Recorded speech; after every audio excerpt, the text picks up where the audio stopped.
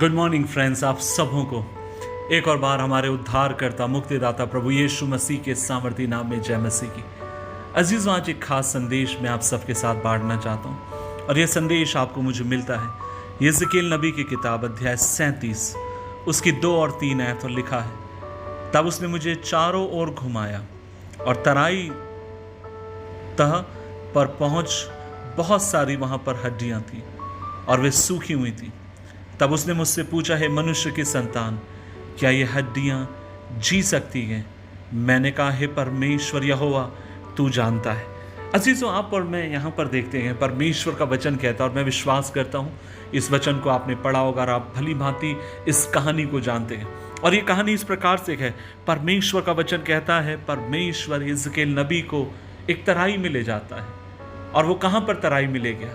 एक ऐसी जगह पर ले गया जहां पर चारों तरफ सूखी हड्डी थी।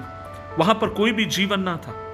वहां पर कुछ भी, अगर सामान्य नजरों से देखा जाए तो यिजकेल को कुछ भी समझ में नहीं आ रहा होगा। अजीजों, मैं आज दूसरे शब्दों में कहना चाहता हूं, वो एक ऐसी दशा थी जहां पर मानो लोगों के सपने मरे हुए हो। एक ऐसी दशा थी जहां पर मानो सब कुछ इस तरीके से चितर बितर हुआ हो, पता नहीं कोई भी वहां से कोई भी उम्मीद कभी किसी व्यक्ति को समझ में नहीं आएगी। लेकिन ऐसी जगह पर परमेश्वर का वचन कहता है, प्रभु यिजकेल को ले जाता है और परमेश्वर उससे कहता है, क्या ये हड्डियां जीवित हो सकती है? क्या इनके भीतर जीवन आ सकता है? क्या इनके भीतर फिर से चलने और फिरने की, क्या इनमें ताकत लौट कर आ सकती है? परमेश्वर इस बात को यिजकेल से पूछ रहा था। क्यों परमेश्वर इस बात को यिजकेल से पूछ रहा था? क्योंकि परमेश्वर चाहता था कि यिजकेल इस बात का जवाब विश्वास के साथ दे। परमेश्वर चाहता था कि यिजकेल जब अपने मुंह को खोले, इस विश्वास के साथ वो जवाब दे कि खुदावंद तुझसे सब कुछ संभव है और तेरे नाम से सब कुछ किया जा सकता है। और आप और मैं देखते गए यहां पर यिजकेल ने क्या जवाब दिया। परमेश्वर का वचन कहता है, यिजकेल ने इस तरीके से जवाब दिया, परमेश्वर यहोवा तू ही जानता है। इसका मतलब है, दूसरे शब्दों में यिजकेल ये कहना चाहता है, परमेश्वर यहोवा तुझसे कोई भी काम कठिन नहीं, तू सब कुछ कर सकता है। आज इस संदेश को सुनने वाले मेरे भाई मेरी बहन, आज मैं तुझसे कहना चाहता हूं, तू एक ऐसी दशा में अपने जीवन के पहुंच चुका होगा या पहुंच चुकी होगी जहां पर तेरे सारे सपने टूट चुके हैं, जहां पर तेरा विश्वास पूरी तरीके से खत्म हो चुका है, जहां पर तुझे इस तरीके से प्रतीत होता है मानो जैसे सब कुछ खत्म होने पर है। और तब आज परमेश्वर का आत्मा सुबह के समय तुझसे कहता है, मेरे बेटे मेरी बेटी, क्या तू यह विश्वास करता है मैं सब कुछ ज्यों का त्यों कर सकता हूं? आज मैं आपसे पूछना चाहता हूं, क्या आपके पास ये विश्वास है? प्रभु उन सूखी हड्डियों में जीवन दे सकता है। प्रभु उस मरे हुए सपने को जिला सकता है। प्रभु उस टूटे हुए परिवार को उठा सकता है।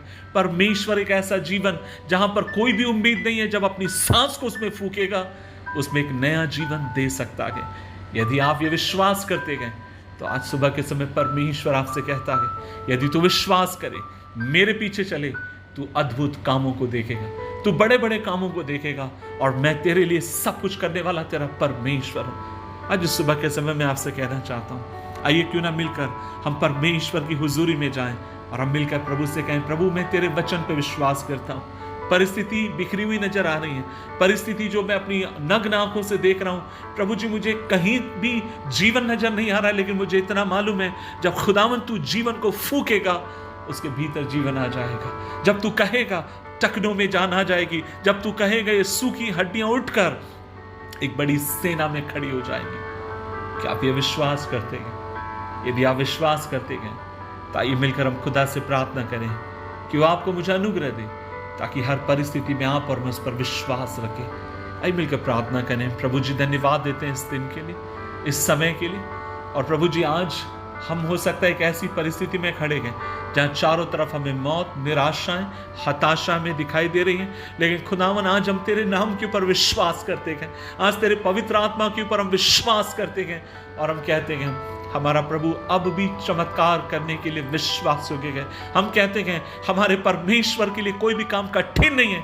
और जब वो हम तेरे नाम पर जब विश्वास करेंगे खुदा, हमें पता है जहां जीवन नहीं है वहां तू जीवन फूकने की और देने की ताकत रखता है। धन्यवाद कि हम एक जीवित ईश्वर पर विश्वास करते हैं। धन्यवाद कि तू कभी भी हमारी आशा को सड़ने नहीं देगा, न झुकने देगा।